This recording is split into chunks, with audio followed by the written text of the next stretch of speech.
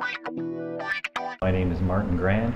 I am the head of admissions here at the American School of Bangkok Green Valley campus. There are 5 questions. And the first one is, what's most important 3 factors should parents consider when choosing an international school? So you should be looking at, obviously location is one thing, but also the style of learning, project-based learning, group projects. With the American system, you won't be in a row of desks where the kids just sit there quietly while the teacher talks. We do a lot of project-based learning, peer-to-peer learning. So you want something that's going to fit the style of learning for your child. You want to look around and see what the atmosphere of the school is like. Some families might want a big school. It just depends on what the best learning options are for your kids. We are a medium-sized school. Our teachers know all of the students look out for each other. So I would say you need to factor in the style of learning. Also the clubs and things that they offer. School is important, but what about the after-school activities? Is your student into sports? Are they into debate, chess? Does the school offer your student or your child the opportunity to pursue interests other than their academic?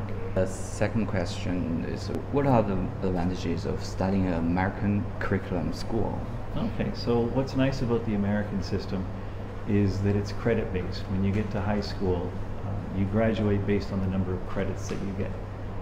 If you're looking at the British style, they're preparing you for a test. So you take certain courses that they get you ready for the test. What's nice about the American system is that you can try different things. So if you may not know if you like art, but you can try art as an elective. You can try business courses. There's music, there's languages. You have a lot of different options that you can experiment with while you're in high school. Instead of just focusing on 5 or 6 things, you're still going to do your math, your science, your social studies, and your English, but you have opportunities to try different things that you might not have known that you liked or were interested in. Can you tell us more about American international schools, such as assessment, academic requirement, teaching standard, and teaching materials like that?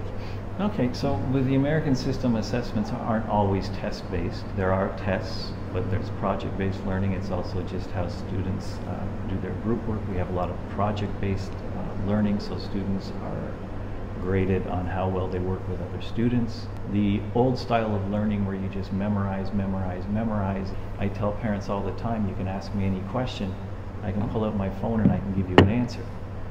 Students today, you need to have critical thinking skills. You have this giant amount of information out there, but what you need to know is, what do you do with it? Just being the person that knows all the answers doesn't make you any better than a guy carrying a phone. You need to learn how to work with other people.